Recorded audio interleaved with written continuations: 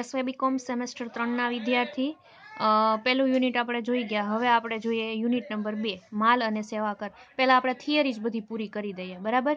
આપણે અભ્યાસક્રમમાં છેલ્લું ચેપ્ટર લખાયું છે માલ અને સેવા કર, જેને આપણે જીએસટી કહીશું, ગુડ્સ અને સર્વિસ ટેક્સ. બરાબર. એમાં આપણે પહેલો ટોપિક ભણવાનો છે પરિચય અને અર્થ. માલ અને સેવા કર યુનિટ નંબર 2 માલ અને સેવા કર, જીએસટી કહીશું, જેને ગુડ્સ અને સર્વિસ ટેક્સ. બરાબર. પહેલાં આપણે જોઈએ પરિચય અને અર્થ. હવે પરિચય અને અર્થમાં જોવા જઈએ તો આપણે ઇન્કમ ટેક્સની ભાષામાં જ ડાયરેક્ટ ટેક્સમાંથી જોવા જઈશું. બરાબર. પરિચય અને ખ્યાલ શું કહે છે તો કે વિશ્વના લગભગ 160 દેશ એવા છે કે જ્યાં એક અથવા બીજા સ્વરૂપે માલ અને સેવા કર એટલે કે જીએસટી કે મૂલ્યવર્ધિત વેરા વેટ, બરાબર, વેલ્યુ એડેડ ટેક્સનો અમલ થઈ રહ્યો છે. આપણો ભારત દેશ એક જ એવો નથી કે જ્યાં જીએસટીનો અમલ થયો હોય, પણ બાકીના 160 દેશ એવા છે વિશ્વના કે એક અથવા બીજા સ્વરૂપે માલ અને સેવા કર એટલે કે જીએસટી કે મૂલ્યવર્ધિત વેરાનો અમલ થઈ રહ્યો. હવે આપણે જ કહી દઉં પહેલાં તમને, જીએસટી આપણે અમલ થયો, બરાબર, એ પહેલાં શું હતું તો કે વેટ, વેલ્યુ એડેડ ટેક્સ, મૂલ્યવર્ધિત કર હતો, વેરા ઉપરનો વેરો. બરાબર. અને અમુક પ્રકારના જીએસટી નહોતું, એ પહેલાંના અમુક પ્રકારના 27 જેટલા વેરા હતા, અલગ અલગ ભરવાના થતા હતા. બરાબર. જે જીએસટી આવ્યા પછી એ બધાય વેરા ઉપરના વેરા દૂર થયા. વેટ જેવા મૂલ્યવર્ધિત વેરા ને એ બધું, સંપત્તિ વેરા ને બધું કયું તો કે જીએસટી છે એ આવી ગયા પછી બાકીના જે 27 જેટલા વેરા હતા એ દૂર થયા. બરાબર. કેટલાક દેશોમાં વેટનો એટલે કે વેલ્યુ એડેડ ટેક્સનો જીએસટીના વિકલ્પ તરીકે અમલ થાય છે, પરંતુ મૂળભૂત રીતે આ માલ અને સેવાઓના ઉપભોગ અને ઉપયોગના સંદર્ભમાં એક સ્થળ આધારિત કર છે. બરાબર.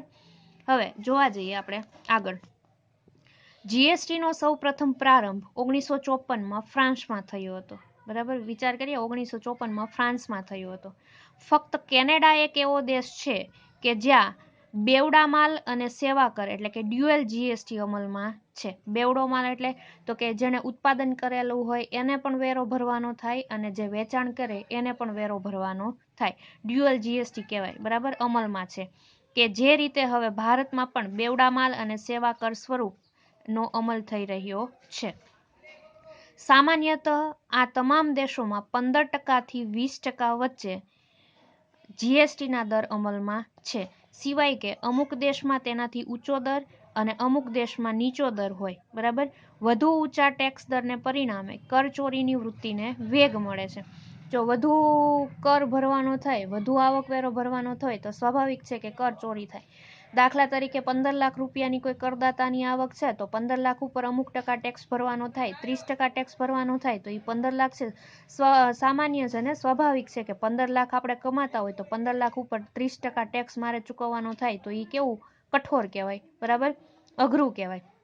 એટલે સામાન્ય કોઈ પણ કરદાતા છે એ 15 લાખની આવક ઉપર થોડો અમથો ટેક્સ ભરવાનો થાય એ પસંદ કરે. બાકી 30% જેટલો અથવા તો એના નિયત દરે આવકવેરા ધારાએ નક્કી કરેલો ટેક્સ ભરવો હોય તો એ અઘરું કહેવાય. બરાબર. એટલે શું થાય તો કે પરિણામે વધારે જેમ દર ચૂકવવાનો થાય આવકવેરાનો તો એના પરિણામે કરચોરીની વૃત્તિને વેગ મળે. ખૂબ જ વિકસિત એવા સંયુક્ત રાજ્ય અમેરિકા અને ફ્રાન્સમાં પણ એવો અનુભવ થયો છે કે ત્યાં કંપનીઓ દ્વારા કર બચાવવાના આશયથી હિસાબોમાં ઘાલમેલ કરવામાં આવે છે. સ્વાભાવિક છે ને, કોઈ પણ લોકોનો મુખ્ય હેતુ શું હોય તો કે પૈસા કમાવાનો, આવક કમાવાનો, લાભ કમાવાનો. હવે જેટલું કમાય છે એના બદલામાં એને એટલો આવકવેરો ચૂકવવાનો થાય તો એ કોઈ પણ વ્યક્તિ માટે કેવું થઈ જાય, અઘરું થઈ જાય. એટલે જેમ વધારે કર હોય ચૂકવવા, જેમ વધારે આવક હોય એમ કરચોરીનો આવક દર વધારે હોય એમ કરચોરીનું પ્રમાણ પણ કેવું થઈ જાય તો કે વધારે. ભારતમાં તારીખ 1 જુલાઈ 2017ના રોજથી જીએસટીનો અમલ શરૂ થયો છે. માલ અને સેવા કર એક વ્યાપક, મલ્ટીસ્ટેજ અને ગંતવ્ય આધારિત કર છે. માલ અને સેવા કર દ્વારા ભારતમાં પરોક્ષ કરવેરાના સંદર્ભમાં નવા યુગનો પ્રારંભ થઈ રહ્યો છે. માલ અને સેવા કર એવો પરોક્ષ કર છે જે સમગ્ર ભારતને એક એકીકૃત બજારનું સ્વરૂપ આપશે. બરાબર. જે 27 પ્રકારના અલગ અલગ કરવેરા હતા એ દૂર કરીને ફક્ત એક જીએસટી જ આવી ગયો, જેનાથી શું થઈ ગયું તો કે વેરા ઉપરના વેરા દૂર થઈ ગયા. બરાબર. અને આ એકીકૃત, એક જ બજારને એકીકૃત કરવા માટેનો ઉપાય છે. બરાબર. પહેલું જોઈએ, જીએસટી દ્વારા વિવિધ પ્રકારના પરોક્ષ કરવેરાનું એકત્રીકરણ થાય છે અને માલ અને સેવાઓ અંગે ઇનપુટ વેરા શાખ એટલે કે ટેક્સ ક્રેડિટ આપવાની જોગવાઈ છે. એના પછી બીજું, માલ અને સેવા કર દરેક તબક્કે લેવામાં આવે છે, એટલે કે ઉત્પાદકથી શરૂ કરીને તેના છેવટના વપરાશ સુધીના દરેક તબક્કે તે વસૂલ કરવામાં આવે છે. પરંતુ અગાઉના તબક્કા અંગે ચૂકવેલ વેરાની માંડવળ એટલે કે સેટ ઓફ કે વસૂલાતની જોગવાઈ કરવામાં આવી છે. ટૂંકમાં એમ કહી શકાય કે મૂલ્ય વૃદ્ધિ પર વેરો લાદવામાં આવે છે. બરાબર. એના પછી જોઈએ ત્રીજું, છેવટના ઉપભોક્તાએ તેનો ભાર વહન કરવાનો થાય છે. છેવટના ઉપભોક્તાએ જેની પાસેથી માલ ખરીદી કે સેવાઓ મેળવી હોય, બરાબર, તેણે ઉમેરેલ વેરાની રકમ ચૂકવવાની રહે છે. અને ચોથું, રાષ્ટ્રીય સ્તરે એક સમાન ઉત્પાદન અને સેવાઓ પર એક સમાન દરે માલ અને સેવા કર લેવામાં આવશે અને તેના અમલ દ્વારા પૂર્વકાલીન પરોક્ષ વેરા કે જે કેન્દ્ર સરકાર, રાજ્ય સરકારો અને સંઘ રાજ્ય ક્ષેત્રો દ્વારા ઉઘરાવવામાં આવતા હતા તે નાબૂદ થાય છે. એના પછી પાંચમું કહે છે, માલ અને સેવા કર એટલે કે ઉપભોગ, કન્ઝમ્પશન, બરાબર, વપરાશ આધારિત હોવાથી ફક્ત છેવટના વેચાણ વખતે ચૂકવવા પાત્ર થયો ગણાય. એના પછી જોઈએ છઠ્ઠું, જે સ્થળે માલ કે સેવાઓના ઉપભોગ થાય તે સ્થળને પુરવઠા ક્ષેત્ર એટલે કે પ્લેસ ઓફ સપ્લાય કહેવાય છે અને તે ક્ષેત્ર જે હુકુમતના અધિકાર ક્ષેત્રમાં આવેલ હોય તે સરકારને આ વેરો મળવાપાત્ર બને છે. સાતમું જોઈએ, જે એસએસસીનું એકંદર ટર્નઓવર વાર્ષિક ₹40 લાખથી વધુ ન હોય તેમને આ કરમાંથી મુક્તિ આપવામાં આવી છે. જેનું ટર્નઓવર 40 લાખ કરતાં વધારે હોય એને જીએસટી છે એ ભરવામાં આવે અને જે એસએસસીનું એકંદર ટર્નઓવર છે એ વાર્ષિક 40 લાખથી વધુ ન હોય તેમને આ કરમાંથી મુક્તિ આપવામાં આવી છે. સિક્કિમ જેવા ઉત્તરી રાજ્યને આ વેરામાંથી મુક્તિ માટે ₹20 લાખ સુધીના ટર્નઓવરની મર્યાદા રાખવામાં આવી છે. બરાબર. સિક્કિમમાં તો કે આ ટર્નઓવરનો વેરો મુક્તિ કેટલી છે તો કે 20 લાખ સુધીની. એકંદરે કુલ વાર્ષિક ટર્નઓવરની ગણતરી કરતી વખતે કરપાત્ર ટર્નઓવર ઉપરાંત કરમુક્ત જીએસટીને પાત્ર ન હોય તેવો પુરવઠો, કરમુક્ત શૂન્ય દરવાળો પુરવઠો, માલ અને અથવા સેવાઓની નિકાસની કુલ કિંમતનો પણ સમાવેશ થશે, પરંતુ જીએસટી હેઠળના વેરા ઉમેરાશે નહીં. બરાબર. આઠમું જોઈએ, કોઈ પણ શખ્સ કે જે ₹20 લાખ કે તેથી વધુ મૂલ્યના માલનું વેચાણ કરે છે કે સેવાઓ પૂરી પાડે છે તેણે જીએસટી હેઠળ નોંધણી કરાવવી ફરજિયાત છે. બરાબર. જે વ્યક્તિ છે એ 20 લાખ કે તેથી વધુ મૂલ્યના માલનું વેચાણ કરે છે એને જીએસટી હેઠળ નોંધણી કરાવવી ફરજિયાત છે. બરાબર. હવે પ્રસ્તાવનામાં આપણે જીએસટીના વિશિષ્ટ લક્ષણો અને જીએસટીના કાયદાઓની ઝાંખી જોઈ જઈએ. બરાબર. એમાં સમાવિષ્ટ કરવામાં અપનાવેલ સિદ્ધાંતો. હવે એમાં લખે છે, વિવિધ પ્રકારના કેન્દ્ર સરકારના, રાજ્ય સરકારોના અને સ્થાનિક વેરાઓની તપાસ કર્યા બાદ તેમનો જીએસટીમાં સમાવેશ કરવા માટે નીચે જણાવેલ સિદ્ધાંતો ખ્યાલમાં રાખેલ છે. બરાબર. એમાં પહેલું કહે છે, જે કરવેરાનો સમાવેશ કરવાનો હોય તે મૂળભૂત રીતે પરોક્ષ કરના સ્વરૂપના હોવા જોઈએ અને તે માલ વેચાણ કે સેવાઓ પૂરી પાડવાના સંદર્ભમાં લેવાતા હોવા જોઈએ. પછી વ્યવહારો અને શૃંખલા સ્વરૂપના હોય, ચેઇન હોય. બરાબર. એવા કરવેરાનો સમાવેશ કરવાનો હોય કે જેની શરૂઆત માલના આયાત, ઉત્પાદન, નિર્માણ કે સેવાઓ પૂરી પાડવાથી થઈ હોય અને છેવટે તે માલની વપરાશ કે સેવાઓના ઉપયોગ સ્વરૂપની હોય. એના પછી પરોક્ષ કરવેરાનો જીએસટીમાં સમાવિષ્ટ કરવાને પરિણામે રાજ્યની અંદર તેમજ આંતરરાજ્ય સ્તરે મુક્તપણે ટેક્સ ક્રેડિટનો પ્રવાહ રહેતો હોય. અને એના પછી આવક ઔચિત્ય, કેન્દ્ર અને રાજ્ય સરકારોની જે વ્યક્તિગત આવક અંગેનું ઔચિત્ય ધારણ કરેલ ધોરણ ધ્યાનમાં રાખવું જોઈએ. બરાબર. અને એના પછી છે, જીએસટીમાં નીચે જણાવેલ કરવેરાઓ સમાવિષ્ટ કરવામાં આવે છે. બરાબર. જે કરવેરા અગાઉ કેન્દ્ર સરકાર દ્વારા વસૂલવામાં આવતા હતા એમાં કેવા કેવા હતા તો કે કેન્દ્રીય આબકારી જકાત, બીજું આબકારી જકાત ઔષધીય અને ટોયલેટ પ્રસાધનો ઉપર હોય એ, ત્રીજું હતું વધારાની આબકારી જકાત ખાસ મહત્વના માલ માટે હોય એ, ચોથું હતું વધારાની આબકારી જકાત જે કાપડ ઉત્પાદનો ઉપર હોય, પાંચમું હતું વધારાની કસ્ટમ ડ્યુટી સીવીડી. બરાબર. છઠ્ઠું વધારાની ખાસ કસ્ટમ ડ્યુટી સેડ કહેવાય. પછી સાતમું સેવા કર સર્વિસ ટેક્સ. આઠમું માલ અને સેવાઓના પુરવઠા સાથે સંકળાયેલ કેન્દ્રીય સરચાર્જ અને ઉપકર. એના પછી બીજું છે, જે કરવેરા અગાઉ રાજ્ય સરકારો દ્વારા વસૂલ કરવામાં આવતા હતા. બરાબર. આગળના હતા એ કેન્દ્ર સરકાર દ્વારા હતા, હવે છે એ રાજ્ય સરકાર દ્વારા.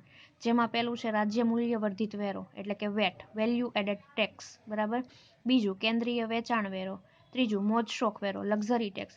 દાખલા તરીકે મૂવી જોવા માટે હોય, મૂવી જોવા માટે જાઓ તો એના માટે જે કંઈ ટેક્સ ચૂકવવાનો થતો હોય એને લક્ઝરિયસ ટેક્સ કહેવાય. બરાબર.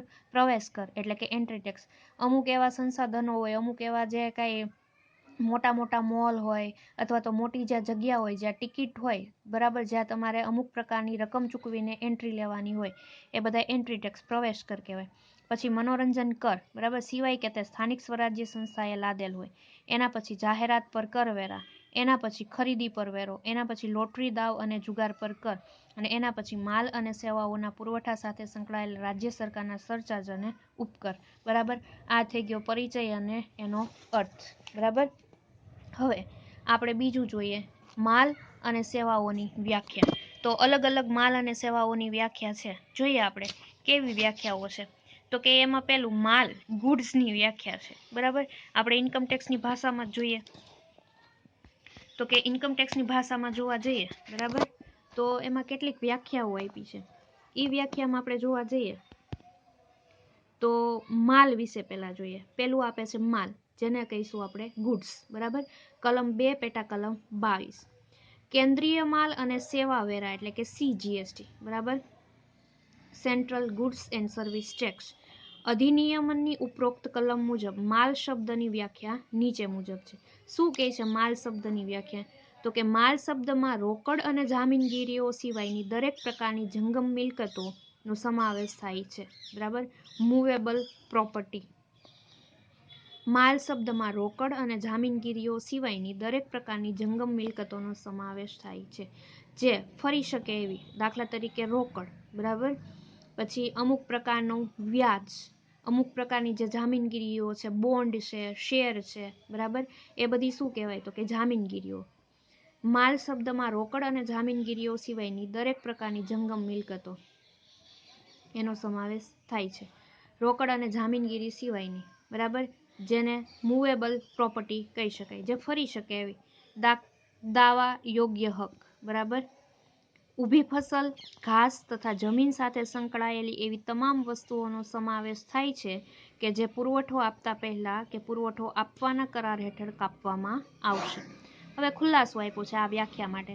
તો કે ઉપર જણાવેલ વ્યાખ્યા મુજબ કોઈ પણ જંગમ મિલકત માલની વ્યાખ્યાવામાં આવી જાય છે, પરંતુ કેટલાક ચુકાદાઓના સંદર્ભમાં કેટલીક અમૂર્ત મિલકતો એટલે કે ઇન્ટેન્જિબલ, જેવી કે કોપીરાઇટ, ટ્રેડમાર્ક, પટ્ટે આપેલ ખાણની રોયલ્ટી, કાર્બન ક્રેડિટ, ઇલેક્ટ્રિસિટી વગેરે બંધારણના આર્ટિકલ 366 પેટા કલમ 12માં માલની જે વ્યાખ્યા આપી છે તે વ્યાપક એટલે કે ઇન્ક્લુઝિવ છે, અને તેમાં તમામ પ્રકારની વસ્તુઓ એટલે કે મટીરિયલ્સ, કોમોડિટીઝ અને આર્ટિકલને આવરી લીધી છે. બરાબર, એના પછી કેન્દ્રીય માલ અને સેવા કર એટલે કે CGST.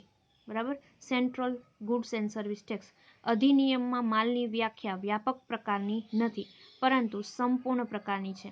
બીજા શબ્દોમાં કહીએ તો માલ શબ્દમાં વિવિધ પ્રકારની જંગમ મિલકતોનો સમાવેશ થઈ શકે અને અન્ય કોઈ પણ મિલકતો તેમાં આવરી લઈ શકાય નહીં, સિવાય કે અધિનિયમમાં આપેલ વ્યાખ્યાનો જ તે ભાગ હોય.